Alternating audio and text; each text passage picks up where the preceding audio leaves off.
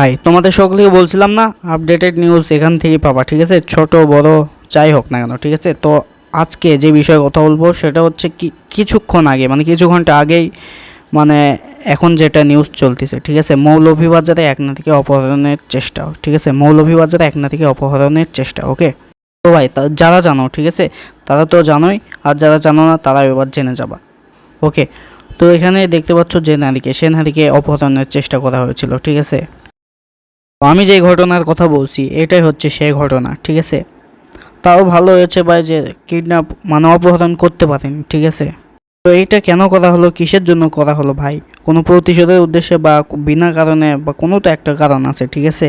তো সেইটা তদন্ত না করা পর্যন্ত ভাই বলা যাচ্ছে না, ঠিক আছে। পুলিশ আইন যতক্ষণ না তদন্ত করছে, ঠিক আছে, ততক্ষণ বলা যাচ্ছে না ভাই। এখন যদি অপহরণকারীদের ধরতে চাই, ঠিক আছে, তাহলে এখানে ভিডিওটা পজ করে কার যে নাম্বার, ওই নাম্বারটা ট্রেস করতে হবে, ঠিক আছে।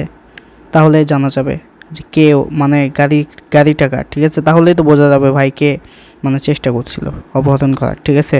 খুবই সিম্পল একটা ওয়ে ভাই ধরার জন্য। ভাই পৃথিবীতে এমন কিছু নাই যেটা অসম্ভব, ঠিক আছে। মানুষ যদি চেষ্টা করে তাহলে অবশ্যই সে সফল হবে, ঠিক আছে। যেমন ভাই যদি পুলিশ চেষ্টা করে ধরার, ঠিক আছে, তাহলে অবশ্যই ধরতে পাবে।